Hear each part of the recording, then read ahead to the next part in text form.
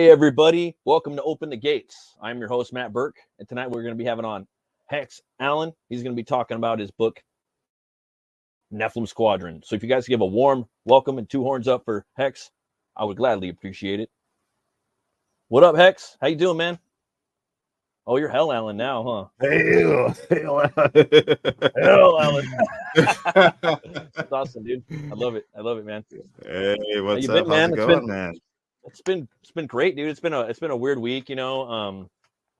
I just started doing like live streams on Mondays. I'm just trying it out, kicking it around a little bit just for like an hour for fun.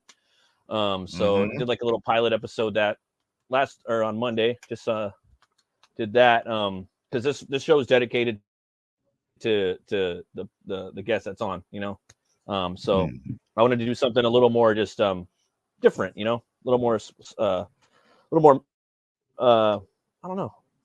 Less What is that show? More. What are you doing with that Monday show? It's just Metal Movies and Brewskis live. Yeah, just yeah. I saw that. It's like number one. I'm like, oh my god, this is like something different. Yeah, something different, a little more like metal focused and really you know, this one's more about having people on and stuff like that. So, but yeah, man, how are you doing? What you been up to? I haven't seen you in about a month now. Since the barbecue. Just been doing some detail work around this campaign before I really hardcore finish up with the book. NEPHILIM Squadron is you know, still in progress, and this is an 80-page graphic novel, and actually I guess I could reveal this now, but yeah, I'm lying about the page count. Is probably going to be a little more than 80 pages, as we all seem to do here. But yeah, that's I added a couple more pages, and then there'll be also some, you know, you know, and you know how like in the back of these books they have like some extra artwork and stuff and whatever. To fill out the back of the pages, you know, not much of that, but I'm planning that out also. That's cool, man. But hopefully I'll be completely done with all the inks by the end of the year, and then it's taking a lot longer. I know it's taking a lot longer than I expected, but then the color I'll start on the color, which now that I got my process down, shouldn't be as long as it took the first 36 pages, which is if you back the book now, or if you backed in the past, you can get I've released the first 36 pages in color online. Yeah. That's just awesome, as to appease people for now, you know, while they wait. You know, cool, I know because it's tough waiting on these things, and yeah. Oh, that's cool, man. You know, it's crazy when you learn different like techniques, you know what I mean, for your you know, for when you're doing your pages or artistic styles or whatnot, you know. For me, like like the coloring process it takes a while, you know. Oh, look at this. It's pretty nice, huh? Yeah, I got it. It's shiny. Pretty sharp. Down to the bone. No, I don't mean to distract you with my shiny head. Hey, look at this over here. Don't worry about my late book. Look at my shiny head. Oh, it's all good, man. You know. Yeah. But yeah, if anyone's concerned about the next installments of NEPHILIM Squadron, the pages are planned to be shorter books, and I'm promising that I'll have a big chunk of it done before I even launch. So I won't be taking your money before you have to wait a long time again. Yeah, man, it's just, you know, these books, you know, we're new creators. It's a new movement. You know what I mean? We're still trying to figure out how to do it. You know what I mean? Yeah, I know, and it stresses me out too. Yeah, and it's exhausting too, like trying to you know, how to you're working on one thing, and then it kind of could burn you out on one thing. Like me now, I'm working on like three different things, and it might, you know, it might take me 10 years to fucking do them all. You know what I mean? But I don't want to work on one thing and get burned out on. I want to burn out on one thing, then jump to the next thing, burn out on that, jump to the next thing, burn out on that, then circle back around. Just keep doing circles. You know what I mean? And I think, I don't know. I think that's going to be fun for me, you know? And then, let's see here. Yeah, I mean, I'm not saying it's not fun as an independent creator doing this. It is really a lot of fun, but you know, and life is already stressful as it is with other stuff. So this is just more stress. Who, you know, we crave it. Yeah, no, we love it. We love it too. But it's we crave the drama. Yeah. Well, I don't know. It's like a food you eat too much of, or something you love. You know what I mean? Too much of anything is not good. You need a break, even if it's your comic you love. You know, sometimes you gotta take a break sometimes and work on other stuff, and then come back to it, and then hit it hard. You know what I mean? We love it. Yeah. And we're nuts. I plan on doing this forever, dude. Like, hopefully, you know. I know. I mean, sarcastic. This is the end game for me. Yeah, me too. As I once heard your boy Zach, Richard C. Meyer say, who was one of the people who got me into this whole thing. Yeah, me too. One of them. Yeah, he said, you know, comics is the destination, and yeah, I truly believe that. But yeah, man. Yeah, it's. I mean, well, if if that's your goal, yeah. But if you know, my goal is not like a Netflix series or anything. Oh yeah, totally, man. Like I just want to tell comics like in that format. You know what I mean? I might go bigger, small, or wide, or whatnot, but it's sequential art. You know what I mean? Yeah, it might be black and white, it might have color, but it's sequential storytelling, like in basically a comic book form. That's for me. That's what it's all about. You know? Yeah. Yeah. There's nothing like it. Nothing like the creation of it. Nothing like the end result. Yeah, like even the discussions around them. Oh yeah, 100%. And even like a pulp, you know what I mean? Like you do something, maybe you do like a story and you just have a couple pictures in it. To me, it's like a slow sequence, a slow burn sequence, you know. Pulps, I would be like down with doing something like that even one day. I'm not saying I would, but I'd be open to like maybe trying it. But like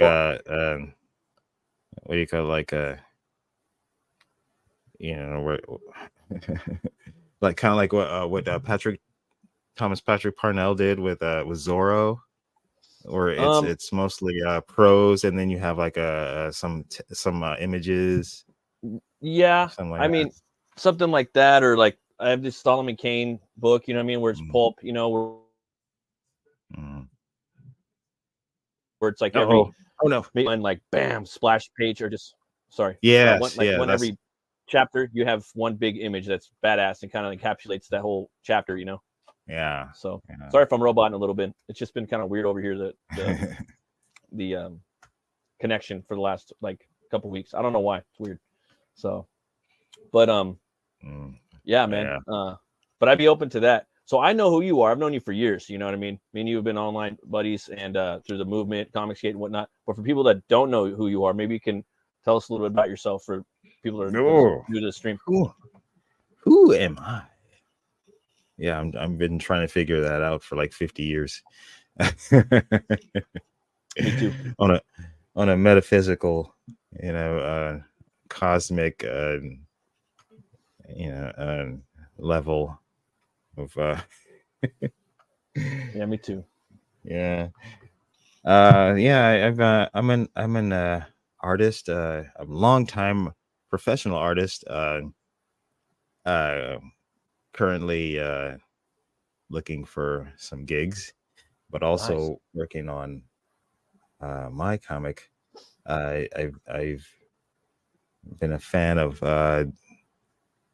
all of the things, you know, from since the 70s, I guess, starting with Star Wars, and then as I get older, I start to realize that I was not only influenced by like stuff like Star Wars, but I was also ruined by what is now called grindhouse movies. Oh, okay. Yeah, right. In fact, uh, you wouldn't consider Jaws a grindhouse movie, but when I sit back and think about my life, thinking about like what was my first memory of the first movie I ever saw, and it was Jaws, Right. and that was 1975, and I remember seeing that in a theater. Oh, yeah, Because shark. Oh. I had older sisters. My Me sisters too. were older than me, Me too. a lot older than me, Yeah. and Yeah. so they dragged me around to movies and like all these zombie movies and crazy That's cool, demonic man. it was grindhouse movies when I was a kid. Yeah. And Yeah. I was like, whoa, that's right. Jaws was 1975. So I was 3 years old when I saw Jaws. Oh, yeah. And Well, so that's my damn. first memory of a movie. You remember that? Before, Damn. yeah. I remember That's pretty watching that. smart. I mean, that's pretty I cool. remember seeing Robert At a Shaw. young age. Yeah, Robert Shaw. Uh, Robert Shaw. yeah. He was like the most memorable character. Totally. 100%. From my 3-year-old memory. Yeah. Aside from the shark. Right. And then of course there's Star Wars, and then Saturday Night Fever. That's not for a small child to see, but I saw that when I was a little kid in the theater. And then various zombie movies like Gates of Hell, this Italian zombie movie, and Yeah. And then with my cousins, I had cousins that I'd go see movies with who were older, and they take me to see stuff like Eaten Alive, Yeah. Alligator with Robert. Oh God, what was that guy? Robert Forster. He was the star of Alligator. Yeah, Rob Forster. Yeah, and more known now for like the Jackie Brown movie. Jackie Brown. Yeah. So yeah, but with comics, my exposure to comics started, I guess when I was a small kid, but it didn't really resonate until I was around 13. Okay. With when peers of mine were really excited about the comics and the storylines, and then and I would like be like fascinated by what they were talking about, and they talk about stuff like what's going on with the Avengers and X-Men, and then and at the same time I got into Robotech. Oh, that's cool. The the imported Japanese animated show. Before people started calling it anime, it was Japanimation. Japanimation, yeah. Right? Yeah. I remember that. My brother-in-law, I'm like, that's Japanimation, bro. That's Ultraman. Yeah. I was like, oh, okay. He's like, no, that's just dope. That's just that shit's fucking sick, bro. I'm like, so I got into those things around the same time, and that's when I discovered, bespoke comic shops, as opposed to like just seeing stuff on the stands in the supermarket, and then I just fell in love with all of that, and I became inspired, I guess, to actually write. I didn't really get into reading like as a serious thing until I read a Conan book. It was like oh, really? Yeah, the Conan the Barbarian was like one of the first novels that I read that was outside of like Encyclopedia Brown and this kind of academic bullshit that they made us read in like 5th and 6th grade. I think it was like 6th grade. Yeah, Robert Howard. Yeah, that's who I'm reading right now. The Solomon Kane. Right there. It was a Conan book. Yeah, I don't think it wasn't a Howard written book, but it was a Conan book. Okay. Yeah, because this was all the 80s. So inspired by him anyway. Many different levels. Yeah, some doing better than others, but everybody loved it. But yeah, then that's when I realized like how awesome that literature can be. And then I really got into coming up with stories of my own, and then like drawing at the same time. And that's where the writing and the sequential art came together. And then That's awesome. I was like, you know, I should come up with my own story. Right. When I was like, you know, my later teens, Yeah. and then sort of that's when Nephilim Squadron developed, like in around college, as when I was in college, that was like yeah, that's when I really started to kind of develop it, and kind of when it was I created a first version of it, and then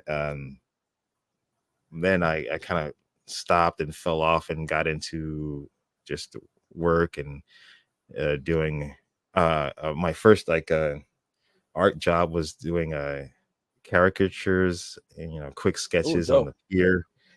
Those are the best, dude. Those are And I then I love got those a more than like I love those so much, man. You know who does really yeah, good ones? it really Like helps you develop. Anthony Romano, or not Anthony Romano, sorry. Dark Gift. He does really good fucking caricatures. I was just like, wow, dude. Like Oh, really?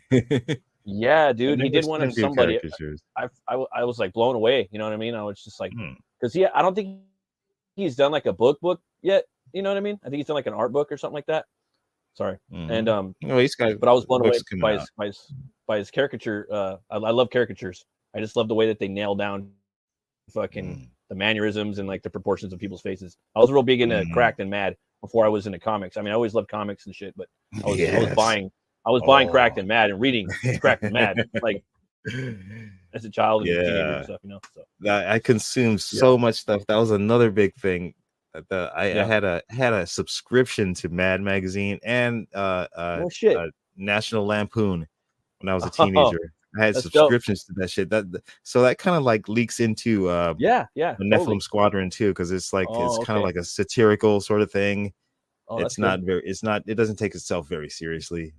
There's a lot of you know, action in their character development, but also I just can't like do this whole serious dour Yeah, no, I hear sort you. of It's hard, thing. right? I'm the It's same just way not with Butch me. Cleaver. It's like for me, it's hard too. You know, like I gotta have that uh, little quirkiness to it. You know what I mean? I mean, uh, just I mean quirky for my shit a little bit. Like I'm really big into like Evil Dead and but also like really character driven stuff. You know what I mean? Like real the way people speak and things like that, and just the way they have nuance mm, and the way they do things. But it's yeah, kind of hard to do that's that with I have to say that's what comics sometimes. I really love about Butch Cleaver is the way Oh, you make your characters talk. oh Is yeah, like that's it's such a unique way of speaking, and then just the whole world, the whole universe you created is it's just like this should be like a, you know, I hate going to this place where like this should be a TV show, this should be a cartoon. And yeah, that's yeah, I see it that way, you know. Uh, and I know like if you know me, if you people out there know me at all, then you sometimes you hear me saying that you know, uh n- that it's not my intention for my book to be a series or cartoon, but I've been watching that show Gen 5, or mm. yeah, is it Gen 5 on Amazon, the spin-off of The Boys. Oh, okay. Is that cool? Yeah, Oh, it's okay. really good. I dig the boys, man. That was fuck. I mean, I like my buddy Miguel. Let me read the first book. I was just like, whoa. They did this like Ah, as a movie or something, and then they did, but it wasn't the same. They kind of took them 3 seasons to kind of get in there. Sorry if I mm-hmm. roboted a little bit, man. Thanks for Yeah. what you said about Butch Cleaver too. Oh, right on. I would love. I mean, I ain't gonna lie. I fucking would love to see it as a video game or movie or a cartoon or something. I actually want to make toys someday. I want to make like He-Man toys style. You know, Yeah, like it's hard the to resist those thoughts, you know, because I'm like I try to be a purist about comics, yeah, me too. But it's but just like like I brought up the Gen 5 because there's this yeah, character, uh, this girl who her power is she turns real tiny, yeah. but The clairvoyance. her face, just like her whole presence in her Yeah. face, the way her face looks Okay. just like Mecha Mahia from Nephilim Squadron. Oh, And I'm okay. like, oh Okay. my god, if I could cast Nephilim Squadron, and she would be Yeah. Mecha Mahia. Okay. Just, So when you draw your characters, do you have them casted? Like I do that now. I cast people for different things now because it's just easier for me to put out the scenes in my head when I'm no, drawing. some of them were based on like people I knew. Okay. But I used to like do I don't like a want to say because compilation it's of like different you're not supposed to. actors, you know. But now I just go Yeah. for one actor, and it's helped me out a lot, you know. It's helped me out a lot, you know. But sometimes like I'll be drawing a character and I'm like, damn, like this actor's better. Then I'm like, Yeah. fuck, I gotta go back and fix the nose, motherfucker. Yeah. Damn. Yeah. But yeah, that's cool, man. So you were into like a lot of stuff, you know, growing up. A lot of Yeah. different And then I, movies and comics and stuff and Mad, you know.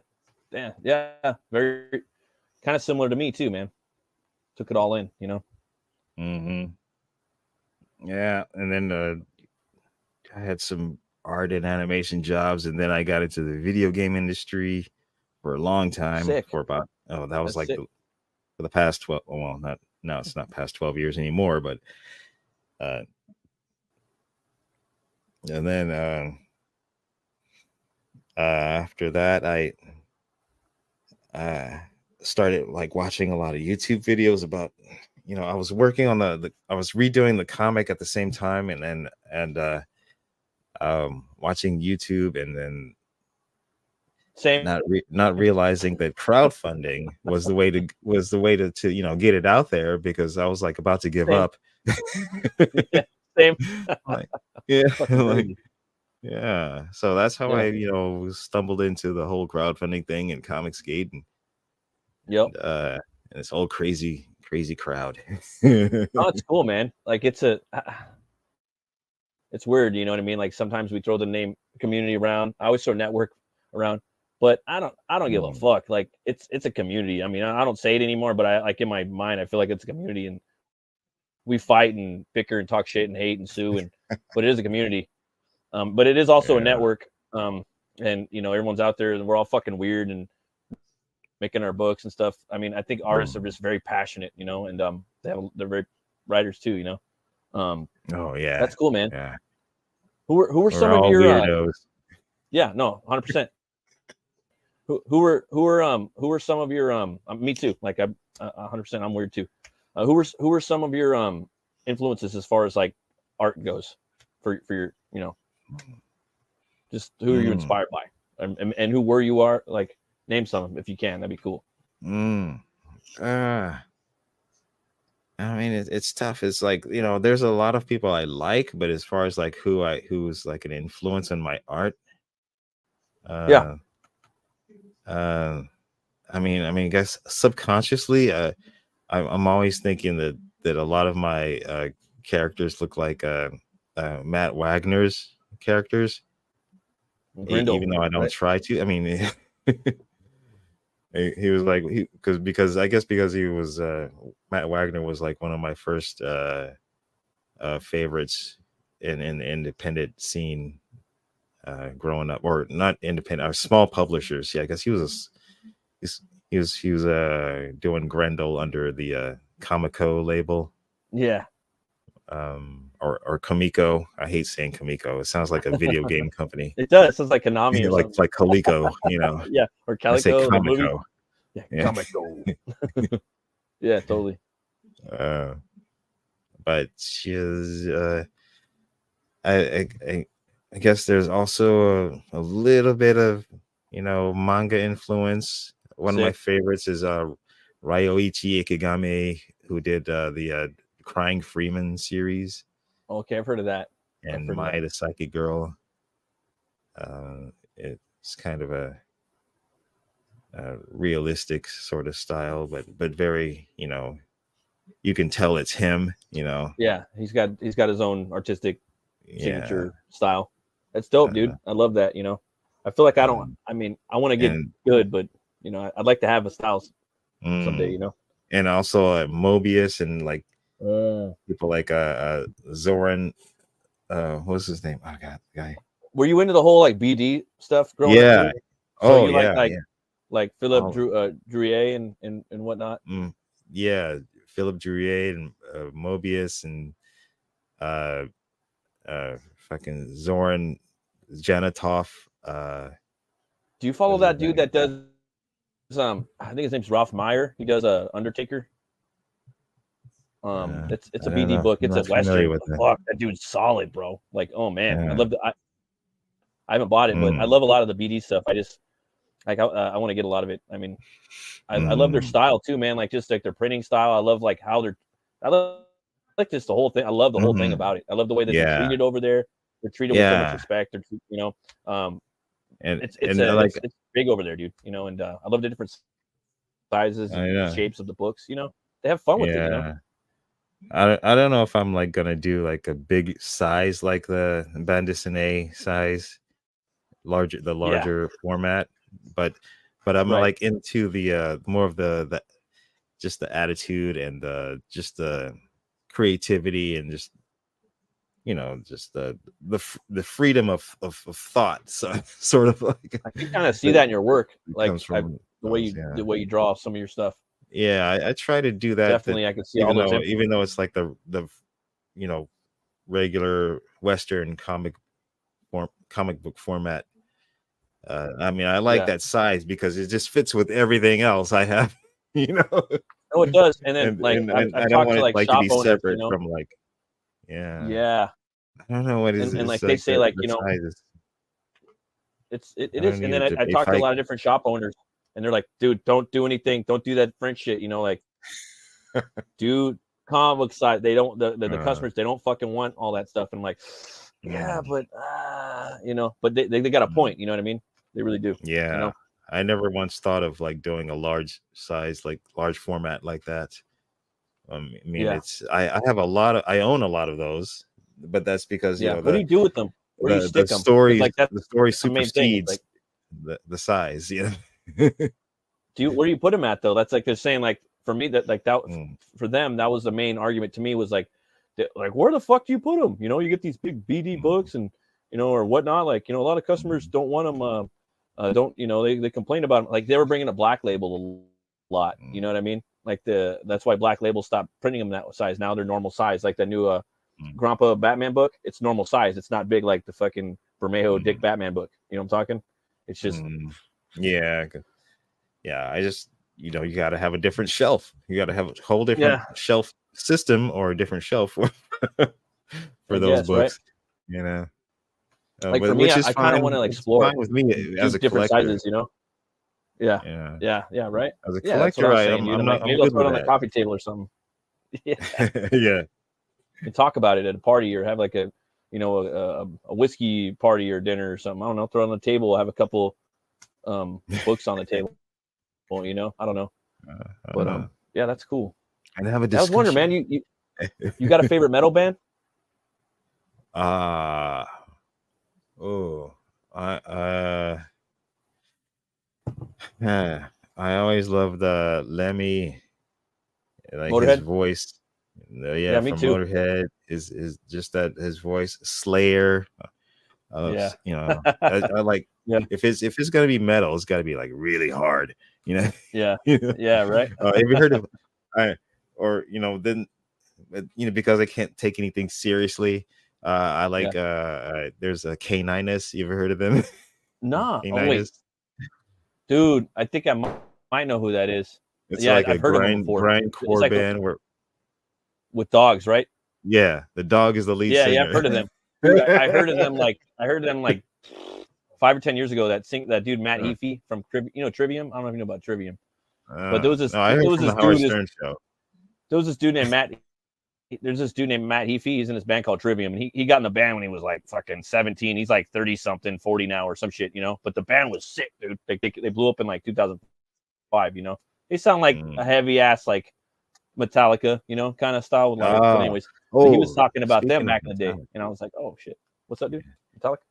speaking of Metallica, I have a Metallica, a Guitar Hero Metallica. I got to do a Oh stream yeah, of me doing a yeah, a yeah, Guitar Hero Metallica session. yeah. That'd be fun. I'd do that, dude. Oh, actually, Their before that, AI. next Oh, month, sorry. actually, I'm gonna do this. Yeah, the DJ Hero. Oh, that's cool. It's so that's like Guitar Hero, but with the DJ, huh? Yeah, it's got this little toy turntable and everything. That's cool, man. Yeah, I'm gonna stream it. I got a lot of buddies month. that are DJs. A lot of old high school and elementary school buddies that are DJs, dude. So I'm sure they would fucking tear that shit up. That's cool, man. Yeah. It's a lot of Slayer, fun. Motorhead for me, like that dude, like for me, like that was like the first like really heavy band, really heavy, like actually heavy metal band. Like the dude sounded heavy, like the vocals, the drums. He brought in the double bass, and I don't know. Speaking of metal, what's up, Preston? Lemmy. Oh my God! What the hell? It's been a while. The hell? Oh my God! I haven't seen you in so long. What's up? I've been a hermit, Stuck myself in the office and just never came out. One hot tomato. Sounds like fun, dude. DJ Hero. I never heard about that before. Dang, those Hero games. Yeah, it's one of those like short-lived novelty games that I got it for free because I worked at Activision for years. That's an awesome job. Yeah. Well, it used to be. I don't know if it still is. Who's here? Who's in the chat? I missed that. What you got going on nowadays? Sarcastic agnostic. Hey, hello there. So what are you up to, man? You got a new book coming out? No, this is the same old book. I'm just wrapping it up, and I'm about to close the campaign. I'm just getting the last words out there for NEPHILIM Squadron. Hey, Hex too. I'm closing out Butch Cleaver on the 26th, so it's going to be on a Thursday like this. You're more than welcome to come for the closeout party. I'm going to do that. So you want to come hang out, drink a beer? I don't know, kick it. Yeah. So just letting you know. Yeah, sure. No, yeah. No, this is not urine. This is not. What is that? It's honey. It's like, look, it's all thick. So some of you got out of a specimen jar. A specimen? No, it's not urine. You don't understand. No, like I just ran out of cups. I'm in California, but I'm a redneck at heart. Yeah. Right. So did you grow up in California? Did you grow up in the same like neighborhood and shit? No, kind of like moved around like every 10 years when I was like, but like in the south central area. And then I went to a boarding school back east for high school. Crazy. So you jumped to the country. You jumped like that was like a culture shock, right? That's pretty cool though. Yeah. But I got this scholarship to go out there from my junior high, free ride, 3-year scholarship to go to this boarding school, and that's where I turned into an asshole. I've been here the whole time, dude. I'm fucking Bellflower Burke, dude. It's like the same. I haven't gone anywhere, dude. But like, see, you see what I'm talking? Like, you got this story, like, yeah, well, I was here, I was there. You know what I mean? Me, I'm just like, yeah. Hey, yo. Long Beach Freeway, Firestone exit, Bellflower. Pretty much, dude. Yeah, 100%. 100%. Pete Ellis, remember those commercials? Pete Ellis Dodge, Long Beach Freeway, Firestone exit, Southgate. Yeah, totally, dude. Dropping fucking what was it? Go see cow, go see cow. Remember Go See Cow? Yeah. And everybody thought they were saying pussy cow. Go see cow. Yeah. George Chevrolet. Now it's his grandson running the shit. He looked I forgot. Oh no, they exactly like my grandpa. That fool looked exactly like my grandpa. That with the hat and everything. Like I thought that was my fucking uncle, or I thought that was my great uncle or shit. I was like, no, I wasn't him, but I was just like, hey, there's Pop on TV. Like Pop's on TV right now. What's up, Pops? But my grandfather Dave Pop. Then we call him Pop. That Pops. Yeah. You're Pops. Okay. So you were naming some of your influences too. You were saying Wagner, then a couple other. Was there any other American artists that you're really inspired by? Maybe a couple. Like freaking like John Buscema.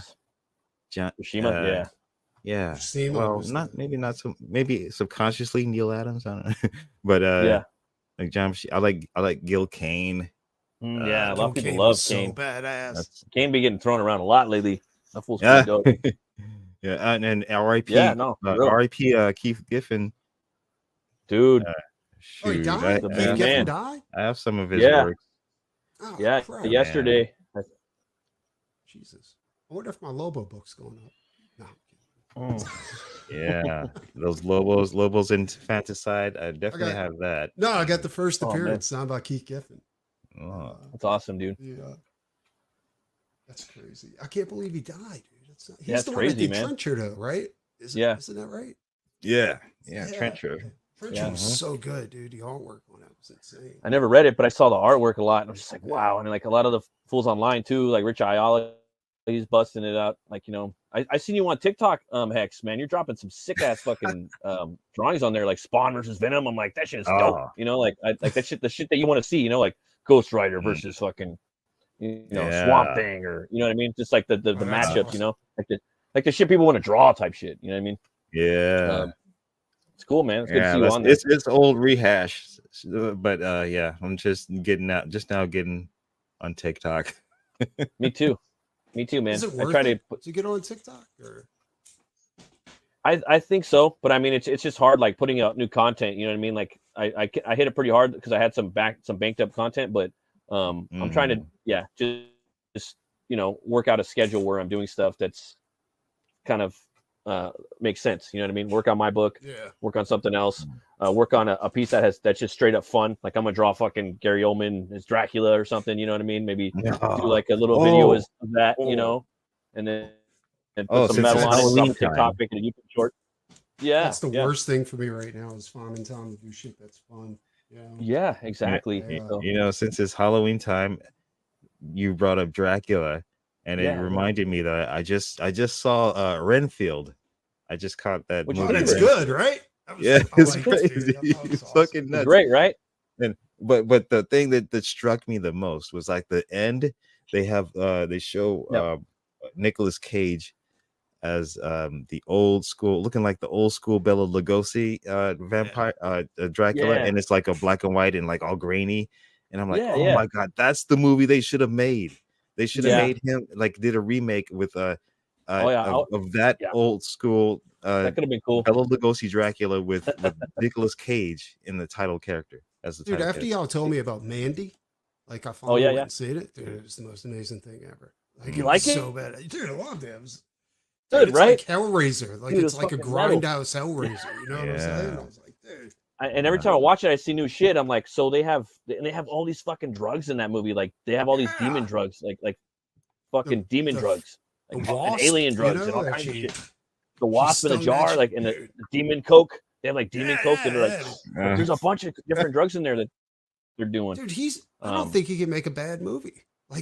Like the color. He's entertaining. What was the color out of space, the color of space, color out of space. Like Brian's like that's the best Lovecraft movie, and I'm like, dude, I think that one and Reanimator are like my favorites. You know, and like Nicolas Cage does such an understated performance in like the first part of that movie, and then he slowly starts to like unravel. Dude, my favorite part is when he's decaying. When you first see him in the modern times, when he's decaying, and he's like got the big ears and he's all rotting, you know, and you see his bones in his face. I'm like, oh, that's fucking dope. I really like that, you know. I didn't really get this. Yeah, I really liked it, dude. I really liked it, but I don't know. Sorry, what were you saying? Hell. No, I was just saying. It was like I'm like, oh, what is this understated performance? Where's this? Something's got to happen, you know, because you're like waiting for something to happen. You know, like he's like the modern like normal in this movie. He's like the modern Christopher Lee, like hammer. Like, he's like our Christopher Lee, Peter Cushing, and fucking Vincent Price thrown in, like for right now. You know what I mean? Like he's doing all these crazy like movies and fucking horror, and you know what I'm talking? Like just kind of out there, like don't give a fuck, you know, and giving it his all. I love it, and all genrefied. Most of it's just genre the fuck out, you know, like crazy video games. Yeah, dude. I gotta commend him, dude. And he's the only one in old fucking Hollywood doing it right now. X probably has a sketch from Nicolas Cage sitting somewhere in his office. Like that's Dude, what you know I what? remember. Hex has everything. He's got a still from heavy metal. He's Yeah. Oh, that's I right. was I got a thinking frame. we could I gotta share your put that in the campaign frame. right now. I got your campaign right here, man. I could share it if you like, or maybe if you want to share it. Oh, yeah. Whatever you want to do. Sure. I I could share it if got you it want. here. It's Sure, up go to you. ahead. Okay. Good. Yes. You share. Here we go. The Candyman of comics. What did you think of the new Candyman movie, by the way? I didn't see it. I don't know, man. I never knew that was a new. I didn't really like it too much, to be honest with you. I like the first two Mm. Candyman movies a lot, dude. I mean, I thought it was okay. Brian Kreischow liked it a lot, but I don't know. It's just Tony Todd, man. To me, it's like casting like someone else as Freddy Krueger than Robert Englund. You know what I mean? And they kind of do that. It's a passing of the torch. Like Candyman became a job title. It's like what happened with Thor. You know what I mean? So Candyman, it basically is a job title in the new movie. That's like kind of like sort of kind of like somebody else. It's like being a Skywalker is a job title. It's like, no, Candyman's not a job title. You're like, dude, you can't be Candyman. It's a guy, like something happened to him, fucked up, But here dude, you got a trailer right here. It's cool if we play the trailer. Oh, look, check out my subtitle here. Let me see. Hell Ellen Comics. I changed it here. My name. Very nice. Discount Tony Todd. Oh man, that's fucked up. Oh yeah, that's the old trailer. That's the old loud and obnoxious trailer. And oh yeah, you got another one in here you'd like me to play? Let's see. Yeah, if you scroll down, you'll see that there's a link to the latest trailer where you can see that. This one right here. Yeah. Here we go. That's the for people who back or who have already backed this campaign, you have access to the first 36 pages online in color. Yes. Oh. Is it popping up? Let's see here. Hold on one second. There's no nudity. Well, there's nudity in the book, but not in the trailer. Let me find it real quick. I want to bust this trailer out real fast.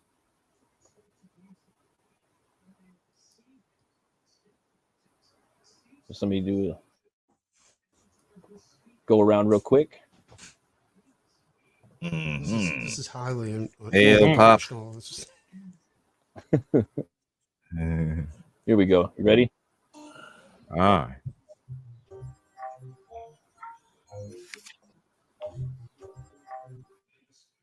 Oh, look how pliable those pages are.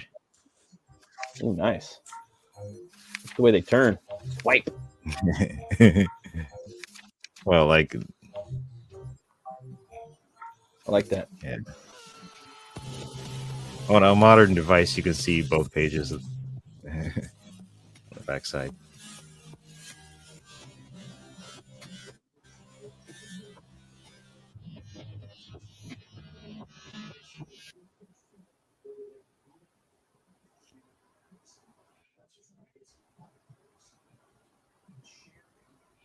Mm-hmm. Mm-hmm. That's awesome, Yeah. Dude. So yeah, let me show you like this is probably smoother.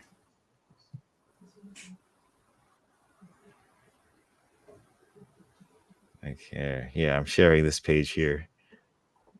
Yeah, now you can see like it's smoother than it is in the video. Cool, like it's like an acid trip. Oh no, what's that? Okay, well, that's the lag from the internet.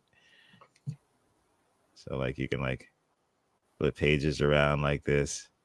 I'm not going to show much more because I've already shown enough pages.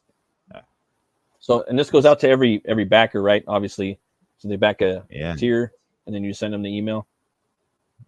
Fully colored and you'll get a PDF if you want to read a PDF. You'll get that too. But I hate reading That's PDFs, cool, man. and I feel like if you're gonna read I hate reading stuff on screen. But I hear that this is the digital versions of comics are like, the kids love that stuff. Do they? So here you can flip back and forth and look at that. That's cool, man. It's like a real book, but it's on the screen. And it goes this way and that way and this way. Yeah. I like the colors. Yeah. Thank you. Oh, for sure, So man. yeah, that'll be available. That's on any tier. You get that on even in the physical tier, and get it just like that as a standalone. Whatever. That's cool, man. And then we got the campaign right here. And that, yeah. And the full book will be. Oh yeah, that's the black and white version. There was the from the first campaign. Yeah, nice. Those black and whites look dope. Comparison of oh my god, you know what? So that you see that this is a comparison of the just the line art version and the grayscale version. I recently had a chat with Mike Barron on my stream, and he discussed my comic, and he was like, first of all, I suck. He's like it sucked. No, he's like it should be you should have left it line art instead of doing grayscale. So yeah. Why? So well, really? It's too late for that. It's too late for that. but I like did do a like the one that everyone got in the the green cover version that people got in the first campaign. That was a grayscale book. But I did do a test print out of all line art like you see on the left there, and it was just one print or like maybe two, and the only other I sent one of those to Pops from the Madness Comic Network. So he's the only one who has that that line art version that Mike Barron said I should have done it as line art instead of. Well, they both look cool. Color version, it's just different flavors, The color version is the way it's meant to be seen. Mm-hmm. So you can get the line art, the grayscale color. I really like the colors too. Mike Barron hasn't seen the color version, and he refuses to because it's currently just online. He wants the book, the physical book.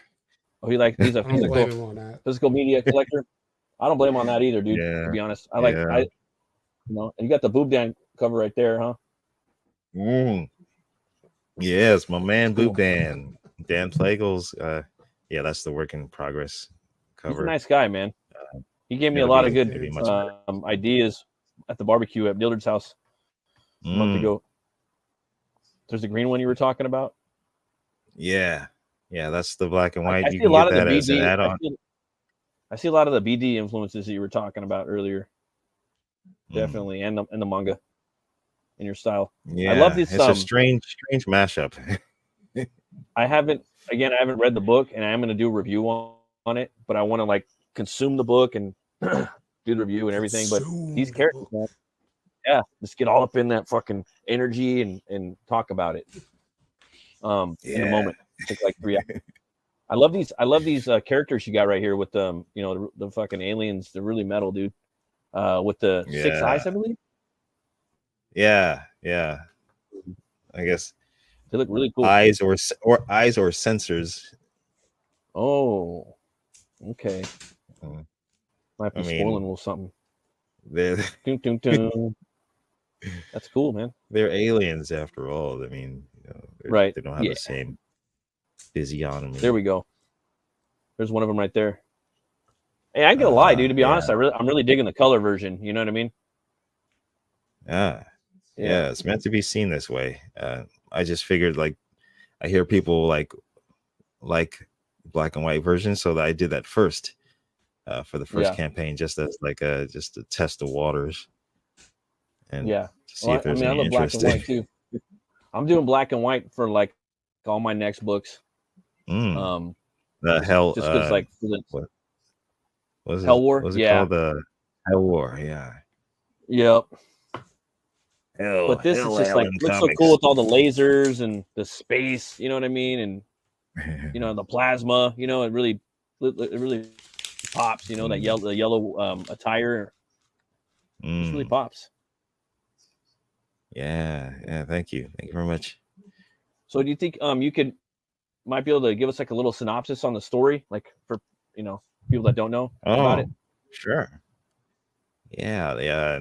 Well, it's the story focuses on the personal journey of a clone pilot, which is Teru Kaufman, in his desire for a soul, while trying to penetrate the scheming of a planetary dictator. And all of this happens while human civilization clashes with horrifying aliens in a struggle for survival. In a nutshell, it's like Top Gun meets Heavy Metal Magazine, or like Avatar with testosterone. That's pretty awesome. And the characters are like living. I try to make the characters like living, breathing, dynamic people, relatable people, not like archetypal, statuesque, expository machines, that use the reader as a sounding board, Yeah, exactly. Like where they have, they don't go everything by the book, basically, with your storytelling and like the way your characters are and the way they speak and whatnot. Like she'll have a little cellulite or something like that, or oh yeah, there's like, oh man, I don't want to say. Yes. There's like, instead of female characters like validating each other, they're female characters saying you're fat, basically. Yeah. Oh, I got to be careful. I can't say basically because I heard Mike Barron was like saying like don't say basically.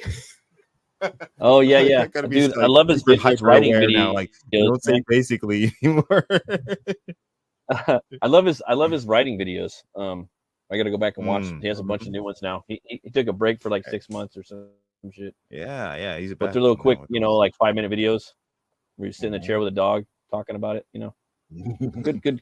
You're dropping some knowledge, man. I take note on all that shit. Oh, it's Pumps Back. Hail, Davey. Pumps Back is here.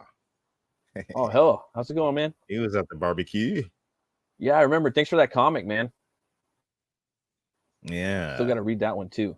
Unemployment. That's some good stuff.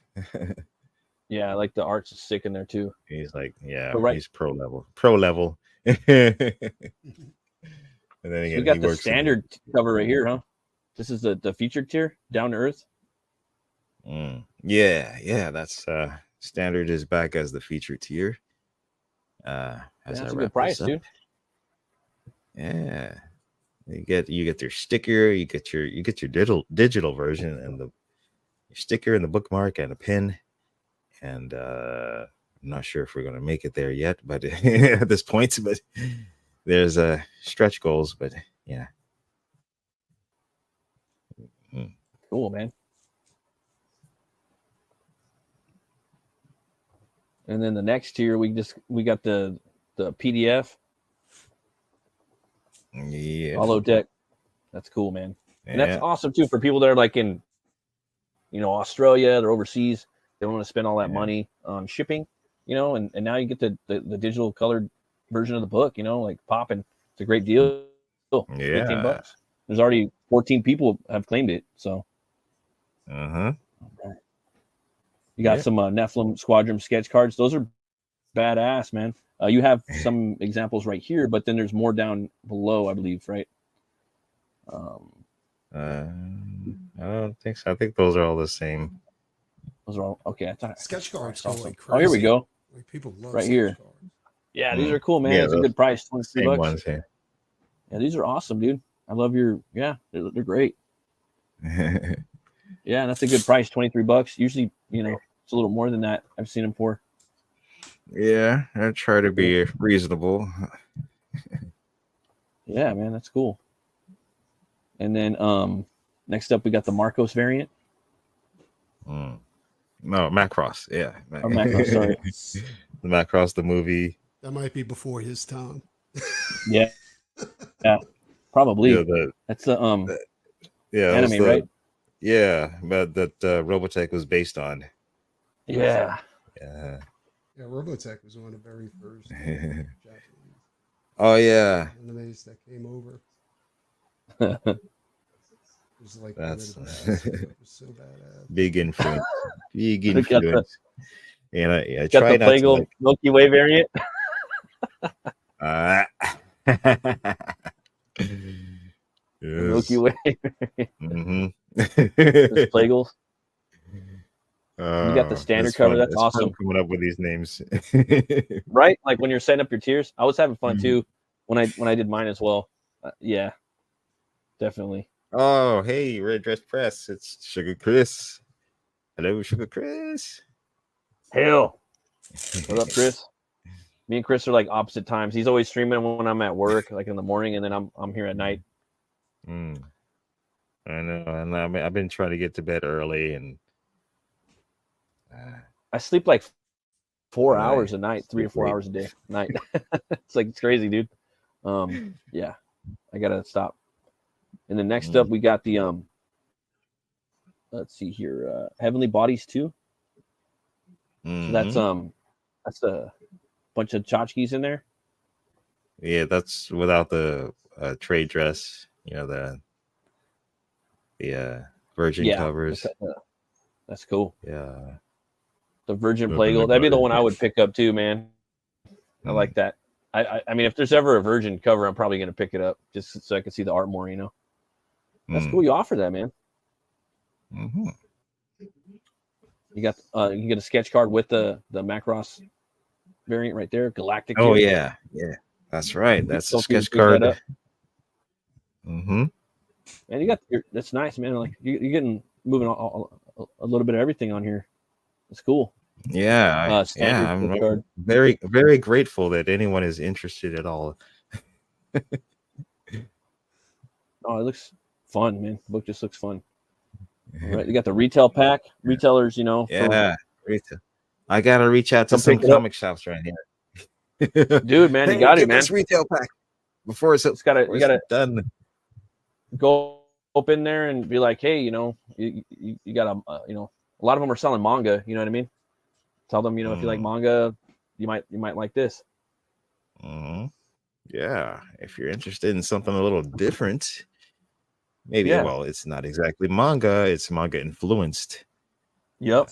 And then you can flip it open. But it's also Bandisane influenced. Oh yeah, I see that. Yep. You could tell them both of those, and then they'd probably be like, "Oh, this is cool," you know. Some of them are really down.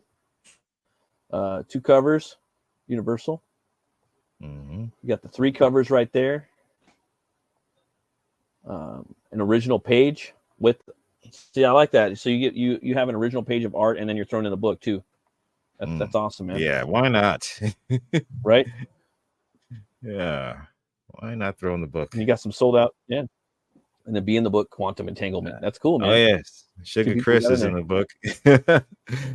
Sugar Chris is. That's awesome. Oh yeah, I'll have to show him the pages soon. He's That's getting cool, killed. Man. So you hear that, guys? Come and pick this book up. Yes. 91 backers strong. We got to get to 100. So you know. Yeah, let's get to 100. 9 more to 100. Yeah, let's get to that 100 number. Can we do it before November 18th? That's the planned shutdown date for this campaign. Is November 18th. You got a pretty good ways. So you guys hear that? It's about just a few more weeks. I'm just actually. looking for 9 more backers. That's yeah.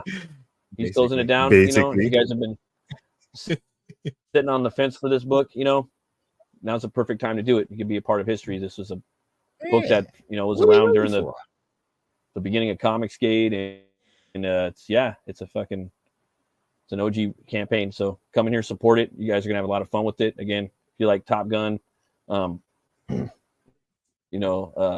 bit of manga, American influence, a little bit of BD, you might like this book. Some cool characters and a fucking metal story. So come and check it out. A little bit of S&M. Yeah. Yeah, a Well, little bit. in I was certain, wondering, well, Hex. not with the Hex, main characters. just tell them just lie. Just tell them whatever you want to tell them. Yeah, just this, All kinds of it's this. stuff in there. There's some seedy parts of the book, but If you buy this book, you'll get laid. It's possible. Some ads, some CD ads. I was wondering, man. So you were talking about a lot of movies growing up that you were exposed to. What's your favorite movie? Well, Debbie, there's the triumvirate. The triumph. What did you say? What did you the say? triumvirate? What was that about? No, the triumvirate of my favorite 3 movies. Oh, okay. Which would be you could pick 3. Blade Runner. Yeah. Blade Runner, Okay. Blazing Saddles, and Excalibur. Excalibur, man. Excalibur was badass. That's the one where Merlin had that chrome dome. Yeah. Like literal chrome dome. I always wondered, classic. like, how did they make that? I was like, it fit his head. Nicole Wiminson. It's crazy. Yeah. Dude, that movie was He's also the Wizard in Spawn. 10 million to make. It's right here. Yeah, Cagliostro. Dude, that movie had a $10 million budget, I heard. Excalibur. A what budget? $10 million. Oh, wow. $10 million really? budget. Yeah. And I also heard that I was watching the behind the scenes on like one of the original DVDs. I got one of the old ones. Yeah. Freaking oh god, the director. He's one of my favorite directors too, and I can't think of his name. Yeah, me neither. He was saying that they filmed a lot of that in his backyard. What the fuck? But then like a lot of these fuckers have like castles, they own like castles, so it was like might have been his backyard. That might have been his backyard, yeah. Jesus Christ. Yeah, that's where me and my boys hang out at. Yeah. That's my man cave. What is he like? What is he like? Robert like Regal or something? Robert Regal Riguez. He's like Troublemaker Studios. He's filming like Predators in his backyard and shit. All right, I'm ahead. Seems like there's some conversation going on in the other room that might bleed into the stream. Oh, for sure, brother. So, I'll see you Monday, man. Take you out hopefully. You absolutely. We're gonna do it again. Yeah, take it easy, X. Yeah. Yeah, good to see you. Brother. John Borman. Yeah, John Borman is John Borman. Yeah, that's his name. And he also and did I love like. Yeah, dude. I can't put my finger on it, but like, man, I loved Excalibur. I still think that's the best like Arthurian legend movie. You know what I mean? Like, it's even if it's not accurate. Even if it's not accurate. None of them are really accurate. I mean, accurate to what? I would say it's the most genuine, if genuine, if not accurate. I mean, do you mean accurate to like history or accurate to like to legend and myth? Yeah, to like history. Yeah. Okay. History. Because like my second favorite is King Arthur, the one by Antoine Fuqua with Clive Owen and Stellan Skarsgård and Ray Stevenson and Mads Mikkelsen and Owen Grufford and Keira Knightley, like this all-star cast. Fucking Ray Winstone, like that movie slaps. Stellan Skarsgård. That movie, so many people were like, "Fuck that movie." They never watched it. It's kind of a slow burn, a little bit, But dude, it's fucking dope. It's such a good movie, and it's now I gotta watch it. I didn't know. I didn't realize all those people were in it. And it's historical too. He's Artorias, and he has the Sarmatian Knights. You know what I mean? And it's his best movie for sure, hands down. Antoine's and Clive Owen. He's fucking dope in there, dude. And also Stellan Skarsgård. It's his best movie too. He plays this evil Saxon king. Well, I mean, they're all. I mean, are they evil though, or are they just people of their time? You know what I mean? They're like, you know what I'm talking? Like it's just like it's a matter of perspective. And it's fucking crazy too, man. Like he gets off the boat and he's this big like Saxon dude, and the dude's like trying to fucking, what to the lady, he's like, we don't do that. We don't breed with these people. What would that make? Half people. Like, and he like stabs some dude and kills him and shit. Like right there, I'm like, oh damn, this shit's fucking crazy. But you have to watch the director's cut though. So don't even fuck with the theatrical. It's not even There's more gore. Like it's way better. It's just yeah. So I like that one. I mean, you're in Arthurian legend, probably right a little bit. Oh yeah, I mean, I don't know. Like I don't know like the fine details. But, Yeah, I know the basic like layman shit too. Yeah, yeah. I'm not like fucking when it comes to that. Yeah. I mean, I know about like he has a son, and then he's got the cup, and there was another movie too I wanted to watch called The Green Knight. I don't know if you saw that one. I saw that. Like a newer one. Yeah, was it pretty cool? I've seen that. Because one of the homies online was like, "This shit's whack. This shit's whack. Don't watch it." And I respect the fuck out of this fool, so I didn't go see it. Well, you know? It's more. I figured artistic. I'll check it later. Like I'm not. Yeah, it's very artistic. It's very more artsy. It's like, yeah, it's like art house sort of, but with a big budget. I think it is dope. definitely worth. It's worth watching. It's definitely worth seeing. Yeah, for sure. It looked dope. Like, and I just like fantasy in general. Like I'm down to watch fantasy and that type of stuff. It's good in that way. It's just like it's good that it's like, but I don't know how how accurate it is to the legend or this particular segment of the legend. Like I remember watching like First Night with Richard fucking Gere, like the only like action movie I could think of. He's playing Lancelot, and you got Sean Connery. Like I remember that came out, and I was just kind of bored with it. It had a cool looking Camelot, but it was just like, and so I waited and waited, and then just so because like growing up, I watched Sword and Stone. I love that movie as a kid. That's my favorite Disney movie, and Excalibur too. And I was just like, just nothing could really match that. The only thing that came close was something that was just brutally badass, and that was King Arthur. And I was just like, oh, this is from Antoine Fuqua, the guy that did fucking Training Day. I'm like, okay, this should be fucking gritty, if anything. You know what I mean? Because Training Day was fucking. Yeah, I didn't even know he was behind that. Yeah, I was like, this fool gets down, So I was like, all right, this fool's gonna be gritty, if anything. And I remember they were like pushing that movie in the theaters. Like sometimes they would have a movie that wouldn't be like, they would kind of have like a behind the scenes thing playing in the movie theater before the movie started, not the trailer.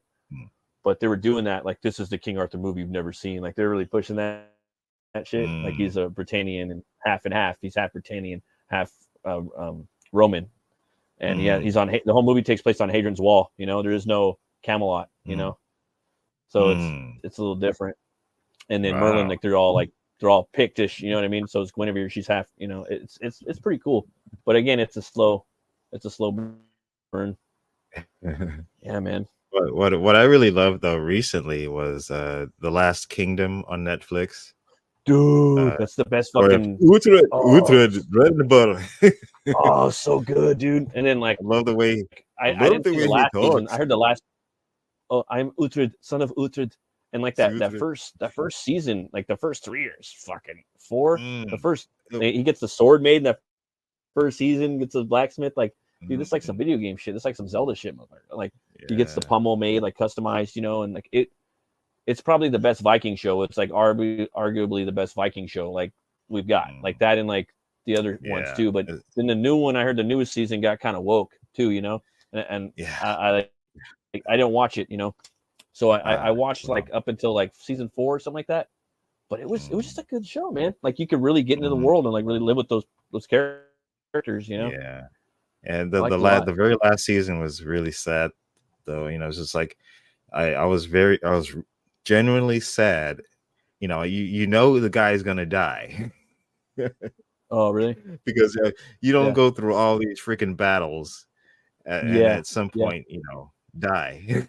And he's based off a real guy. Like, but the way they handled his death was just like, oh, I was almost welling up with tears there. Like you were like about to cry because it was so bad, like the way how bad they did it dirty, right? No, because it was perfect. It was perfect. Okay. So they ended it pretty good though, right? Yeah, it was a good ending. It was a good death. Yeah. So I heard the show, like the ending, like that show is pretty weak, like or pretty woke, like the ending or the last season, but it still had some good shit in it. The season before this last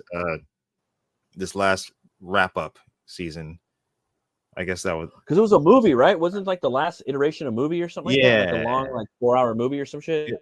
That's what I heard. Like a long like movie. Whack. And that was like the whack shit, right? Was the long movie thing?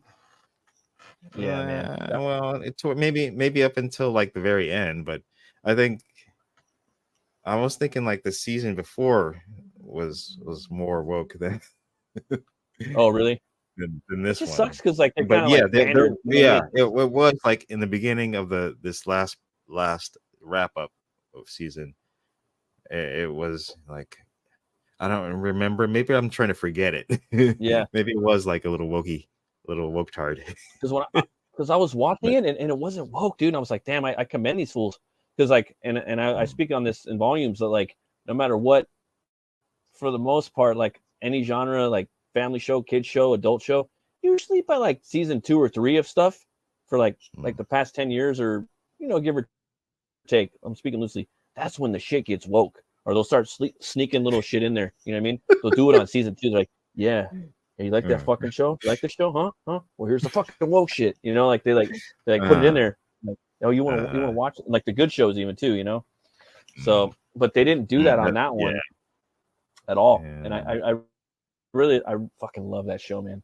I really love that show. Like there's like the way he takes out those Vikings in the first season. He cuts that dude's Achilles tendon and he blows up all the ships. Like fucking. And he gets the sword made, and he's fighting. It was really cool.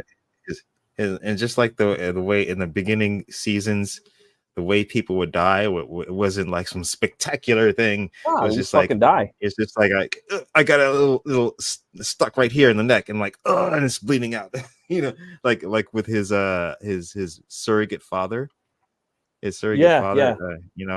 Like he's in like the the turtle shell formation with the shields and everything, and just like a little thing just and he's dead. I'm like, oh my god, that's it. It could just happen just like that. Rutger Hauer was in there. Remember Rutger Hauer was in there? Like in the first episode? I forgot about it. Came in there strong as early fuck. Season. Yeah. But I like that when they just kind of murk fools off. You know what I mean? Like quick, like with no reason. Like, or I mean, just kind of real. A lot of fanfare, a lot of fanfare. Yeah, just like, kill him off. My god, and it is what it is. Yeah, and he has to fight his uncle. And then there was this thing like, I don't know, man, it felt like you were like he had his buddies, like his merry men or whatever, his band of buddies, like they would go and drink. And it just felt like kind of like you were there with them. You know what I mean? Like the way that they shot it felt very like on the scene. And then the Irish guy.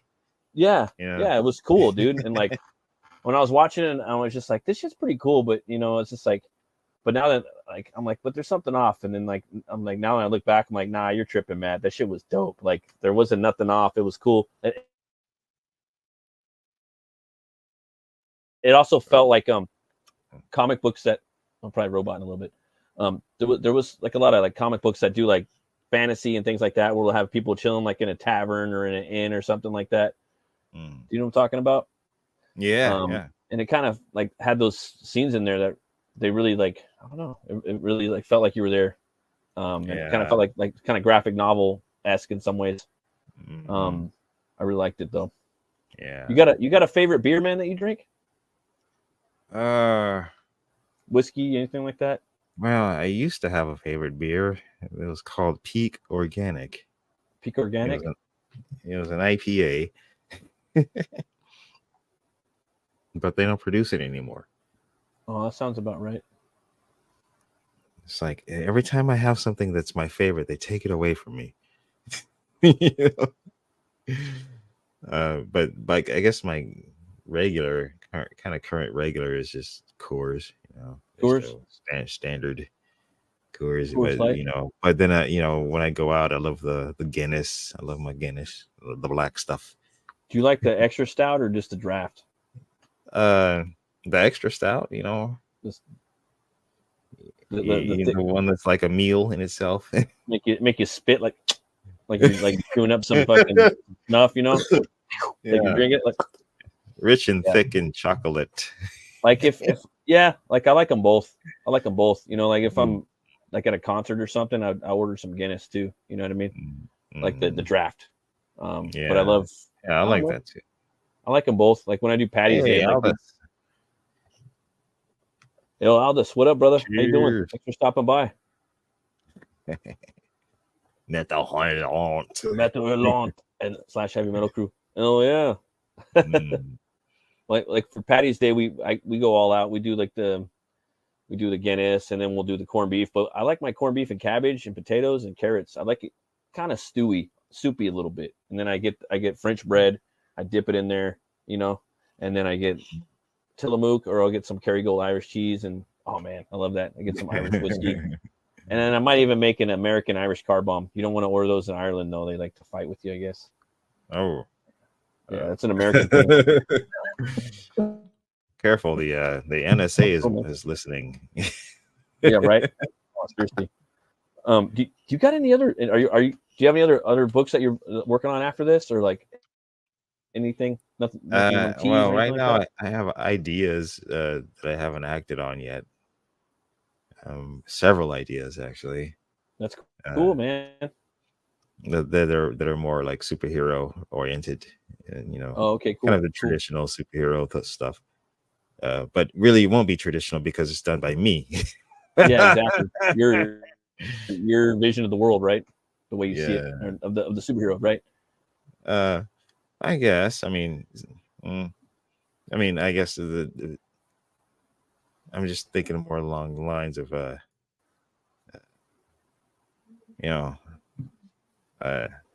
visually different, I guess. No, I hear you. It's kind of hard, right? Because there's all these like iconoclast images and imagery and capes and flying through the city and punching the ground hard when you land and punching through buildings, and like everything's been done, you know. Like for me, I was just kind of like sick of it. Like I didn't want to see it or nothing at all. But now I'm just like, damn, like sometimes I get in the mood where I want to see these, like The Boys, and I want to see Superior, and I want to see things that are kind of like the dark version of the superheroes. Sometimes, you know, or Invincible, you know what I mean? Magazine size is the format to go. I disagree. Go from your experience. Yeah, I agree 100%, man. I do like the bigger. I mean, for me, I do want to go like bigger format. I'm gonna experiment with each. Hopefully, if God willing, I'd like to experiment with different sizes and stuff like that. Like the BD style. You know what I mean? Because I think it lends itself to like the Iron Age and Comicsgate audience. Like they're into the boutique, different size format. You know what I mean? They're down with that shit. You know? Yeah. It's kind of cool, man. Like you could do these big pictures, you know, and kind of let the brush go or whatnot, you know. I don't know. Yeah, and the good thing is we have the support, you know, like people are willing to support that kind of weird shit, you know, like that, you know.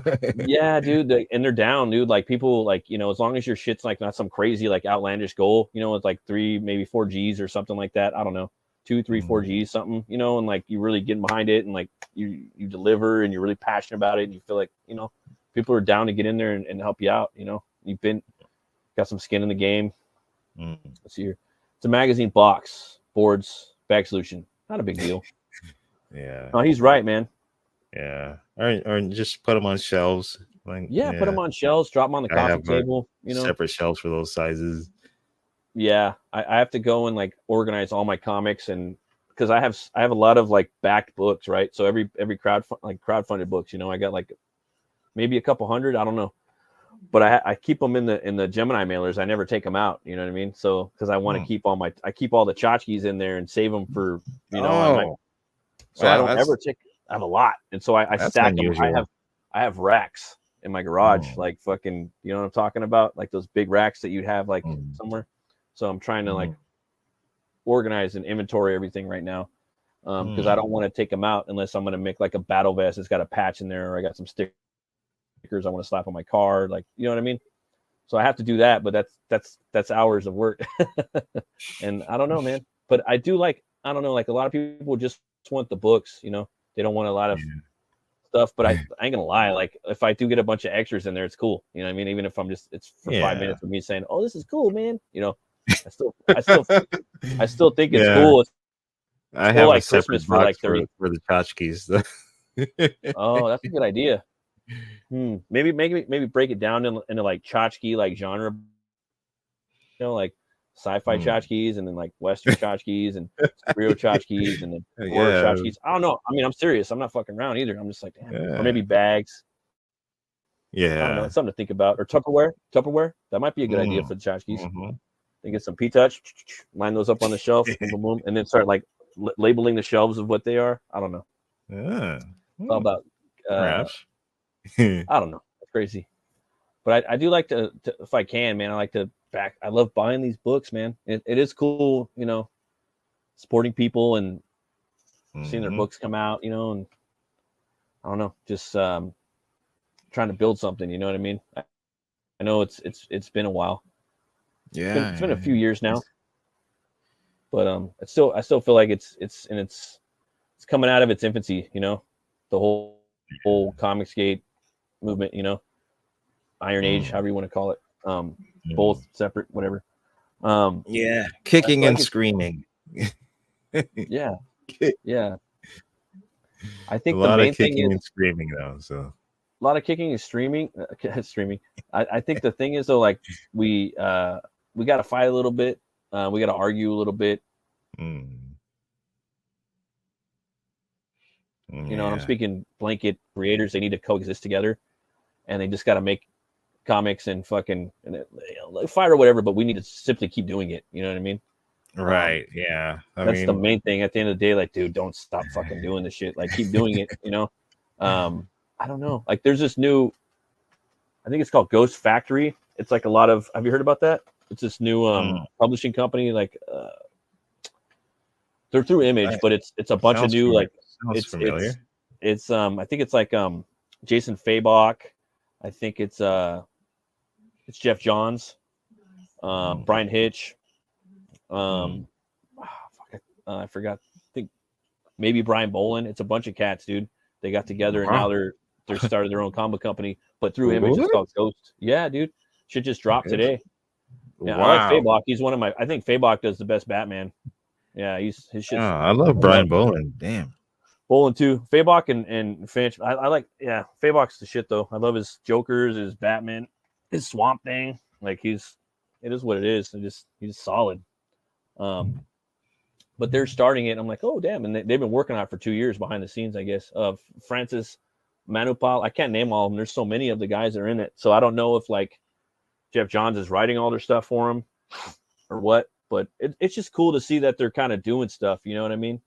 Like, and it's what Ghost Factory, you say? I think it's Ghost Factory. Yeah. Yes, man. It just. I don't know. Like, I don't want to see the comic book. I want to see the LCSs come back. I want Comicsgate and Iron Age to fucking come too, like thrive. Like, I want everything to be round. You know what I mean? And just be successful. You know. I know it sounds kind of hippie or whatnot, but whatever the fuck. But it's just like heavy metal hippie. I just feel that like it's just dwindling, dude. You know, it's sad. I hate to see it. I don't like where it's at right now. You know, I want it to just keep kind of building, you know, but well, I don't know if it's dwindling. I mean, what do you mean, the mainstream or? Yeah, I mean, we're doing okay, like this movement, you know, but I guess Ethan and Malin and Shane Davis. Have you heard about what happened yesterday? They're cooking up a new crowdfunder to get some tables and a big exposure at a con coming up, something like that. Yeah, I caught wind of it. Yeah, I didn't get the details. Yeah. Me neither. I just got the basic spiel, and I was just like, yeah, that's cool. You know what I mean?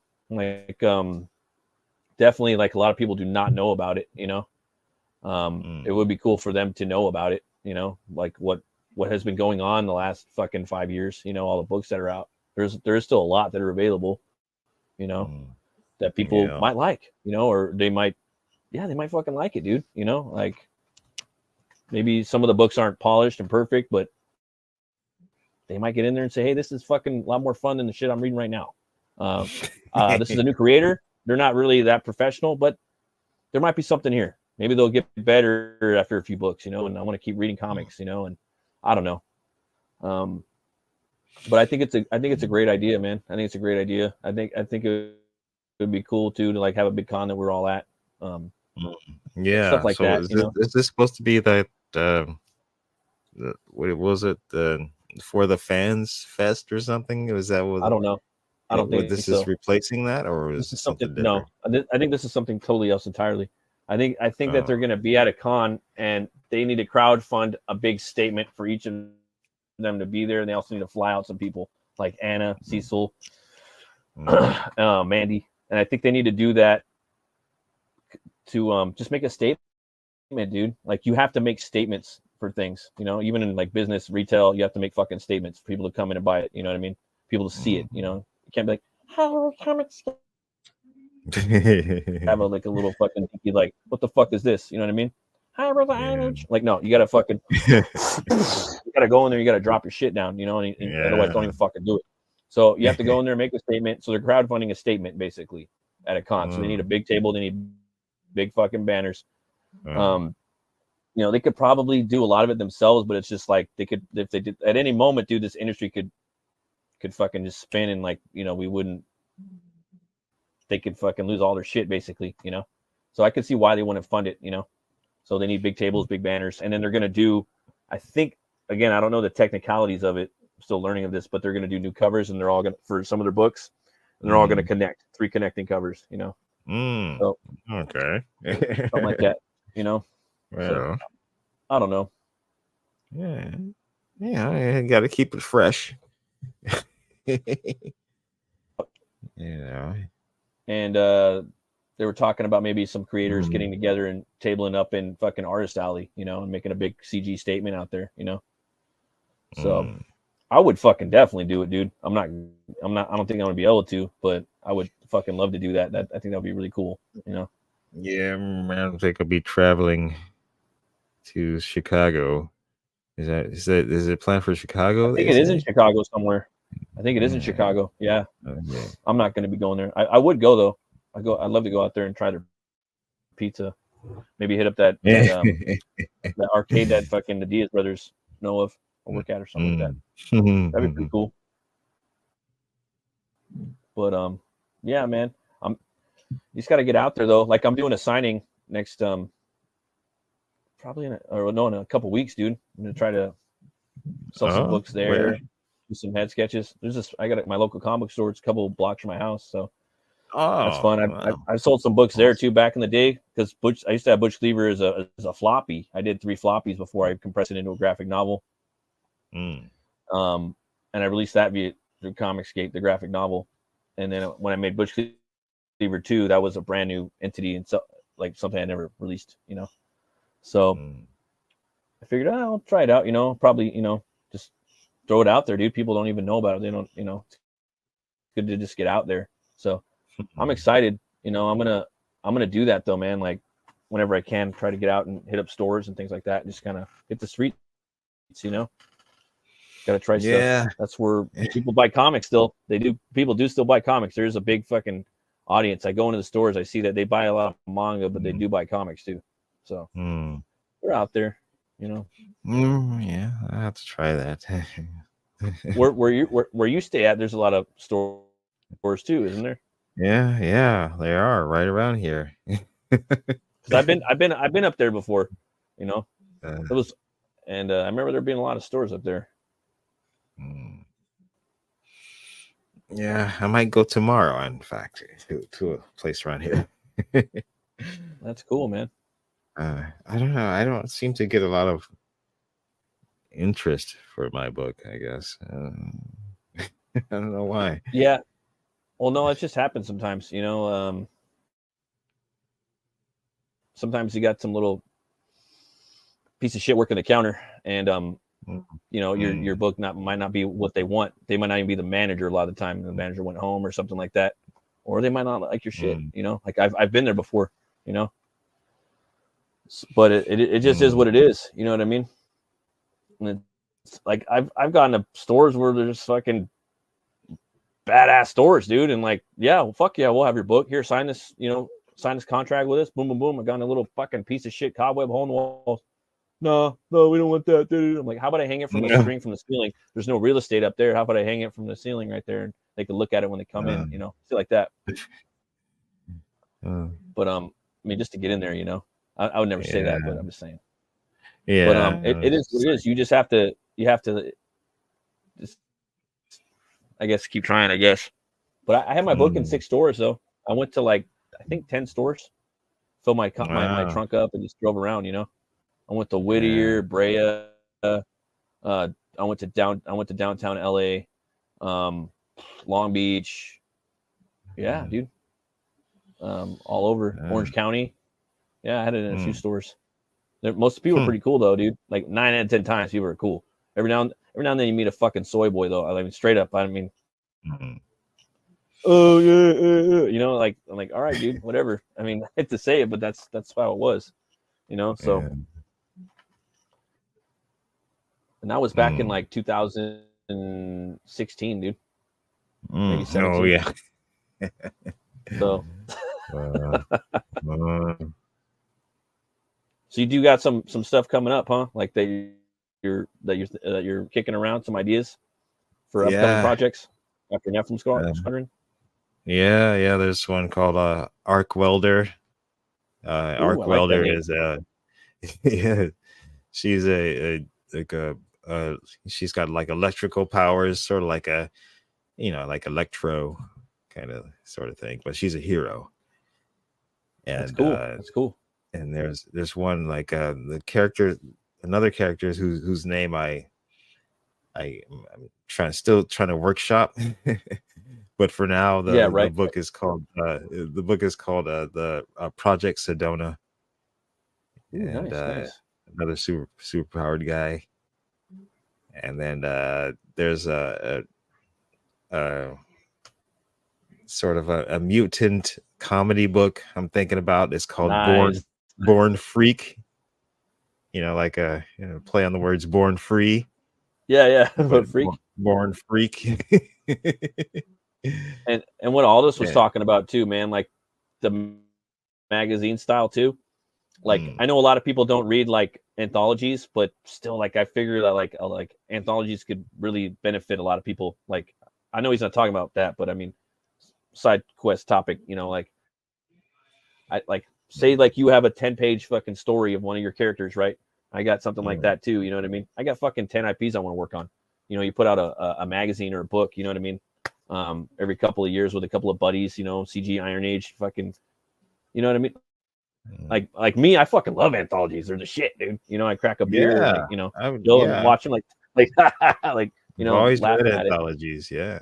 I don't see and the I problem. backed some anthologies. Yeah, I don't know, like, you know, I don't know what it is. Like, I fucking love them. Like, I don't know. Like Tales of Novaterra. That was a barbarian one that Rob Schaefer, Passion for Drawing, put out with Preston and the Diaz brothers. I got that. I can't wait to fucking read it, dude. I'm like, dude, this is the shit, you know. And it's big format. But I think that would be so cool if we had more of that in like our space. Man, yeah. But I you know, I know that the Comics Way guys do that with their stuff too as well, which is pretty dope. Yeah. It's the creepy / eerie legacy, same thing. Yeah, totally, man. I agree. Like I think that would just be cool, man. Like and a lot of us do have these little short stories, you know, that like that would go cool, you know, like into a book. I don't know, like maybe if it was like a bigger like magazine size, but black and white, something like, you know, one hitter quitter, in and out, little stories, you know, or maybe it's a character that you like, you kind of show. I've been thinking of some ideas, some type of stuff, you know. It's got to wrangle some like people maybe together. like a spin-off character from Butch Cleaver or something. Oh yeah, I got like 30. I got like I got a lot of characters in there. But like for a lot of the time it comes down to like from my understanding, like profits and percentages and people's characters and who's going to fulfill it and who's going to run the campaign, things like that, you know what I mean? But for me, I'm just like, let's just split everything equally. That's how I would run it, I guess, probably right now. And just one person just has to do the fulfillment, I guess. And if it's like something you would want to do, I don't know, you probably have to take turns fulfilling it. So if there's, you know, 6 guys, all right, you got it this month, or you got it this year, you got it next year, blah blah blah, or something. I don't know. Or you work on it together. A great number of creators in the space need to cut their teeth on shorter, fair books, doing longer books. Yeah. The quality has been desperately lacking in a great number of first-time books. Yeah. I agree. Yeah, 100%. You got to try to, you know, spend your time on it, do your best, hire an editor, maybe a proofer, writer. If you know, maybe you're I don't know. Those are some things. But yeah, the anthologies are pretty cool. It's just trying to get people behind them. You know what I mean? That's kind of the hard part. A lot of people don't like anthologies, but they would be cool to sell those every now and then. You know? Yeah. Well, yes, not everyone is like me, so I enjoy a good anthology. No, I do, man. I really like. I get a kick out of them. I mean, we used, and then Mad magazines. We used to read Mad, fucking Heavy Metal. I have, Yeah, love those. Tales from the Crypt. Has to be worked out. Definitely got to be in black and white, though. That's like a good way to do it, I think. Yeah. Sure. See? Oh, yeah. Well, I guess that's why I'm not doing it. I still enjoy it. I want to get into the weed shops, dude. The head shops. I think that's a great spot for like horror and like sci-fi anthologies. I want to go to the bud spots. I tried to try to cut out like deals. I left a card at one of my dispensaries. Yeah. Like, I spend so much money in here. Can you just somebody here take a card for my comic? Record stores, like I had my book in a record store. I went to record stores. I was gonna hit up tattoo parlors, head shops. I just started thinking about that. And that's perfect for anthologies. These dudes fucking smoke a bowl and they fucking, you know what I mean? They're reading all these cool stories. Boom, you're on to the next one. Hit it and quit it. Boom, on to the next one. Yeah, I feel that's the best way to read a good comic. Not to drink. I feel a lot of people in our scene drink a lot and then read the comics and then they miss a lot of stuff.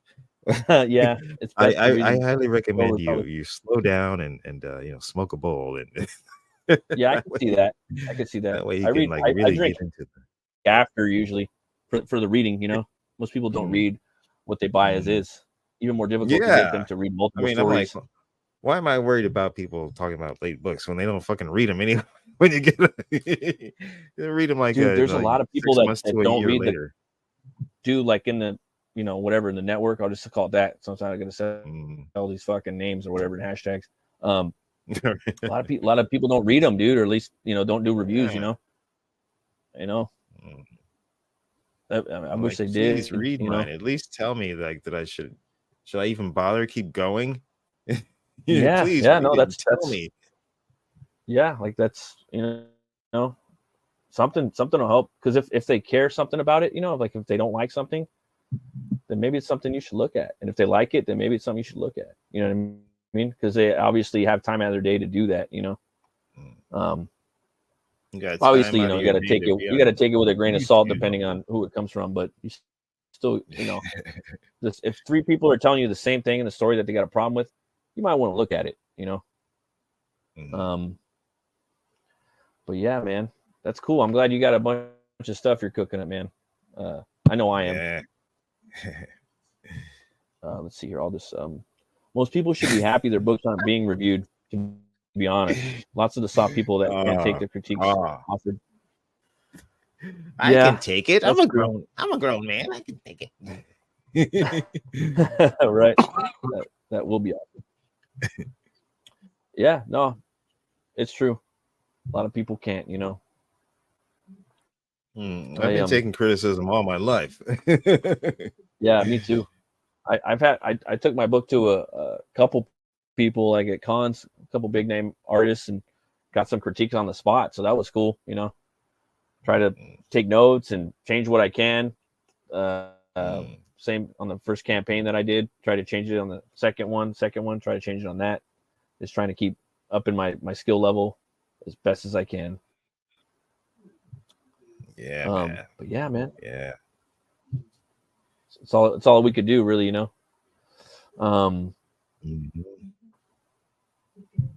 shoot, man. Thanks for coming on, man. I really appreciate you coming on. Yeah, it's been a while, and I'm so glad we could catch up, and so glad I could see you live, a few weeks ago. Right? It's different when you see people in person, right? They're like fully rendered. Dude, you're tall, dude. You're a big old dude. You're, You're oh like my god, fucking, what are you, like 6'2" or something like that? 6'1", yeah, 6'1"? yeah. See, I was You're not so small yourself. Oh yeah, right. So you're not so small yourself. Right. And you're in Yeah. HD. You're in 4K or 8K HD. HDR. Right. You too, All right, Aldous. Thanks for take it stopping by, easy. brother. Thanks for stopping in. Oh yeah, brother. Thank you. Aldous came in and he was in one of my first shows with him and Steve Dye. That was a fucking awesome show. Gotta have him back on too. I want to go on his show, The Gutter, too, soon once I got some cool stuff to talk about. Yeah. Yeah, man. But yeah, so, man. This weekend I'll be at the Red Valkyrie Underground auction. Oh, nice. You gonna be selling some pieces? Yeah. Nice. Hell yeah, dude. Oh well, they're not here right now. They're like, yeah. I'll put them up on social media before the. Whoa, sorry. No, it happens to me all the time, dude. Yeah, for sure. Yeah, probably tomorrow. Shoot it to me in like a DM, dude. To get that, start promoting that. You got to get these artists. Hopefully, get them some. Yeah, that'll be Saturday. This money, Saturday, and I'll be on the late stream, I guess. It's never too late for us, though, right? Because we're on the West Coast. Yeah. I guess it's like you're getting kind of lucky, right? Like right now, Here. it's like 9:45, and everyone else is like, "Fuck you." I know, but it's Thursday. It's Thursday, so everybody's having their early Friday partying. Oh, Friday Junior. Oh yeah, I'm already in Friday mode by Friday Thursday. Junior. Dude, I'm already Friday Juniored up, dude. Like, yeah. Fuck. That's why I drink on Thursday, and then Monday I'll drink on Mondays now too. That's like my. Well, I work 6 days a week. I work 6 days a week now. Oh, like the last nice. last 2 months. Yeah, no, that my new job offers overtime, so I'm just like, fuck yeah, I'm there, bro. You need me, I'm there. Yeah. You know what I mean? I'm a worker bee, so yeah. I get in there and yeah. So yeah, man. Where can people find you at? You can. I'm looking for some more YouTube subscribers. Actually, you can. If people can go ahead and subscribe to my YouTube channel, it's free.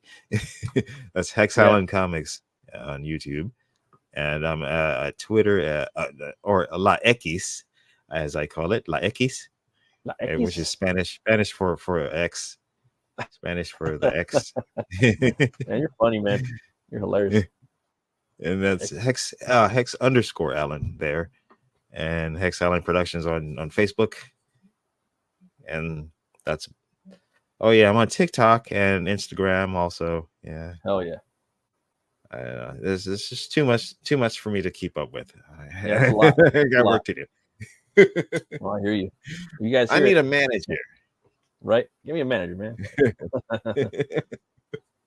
Well, thanks everybody for watching. Appreciate it. Thanks for everybody that's been coming around and supporting this show and creators and fucking we love it. We love you guys. And as always, remember to roll the bones to know your role. See you guys later. Yes, roll the bones.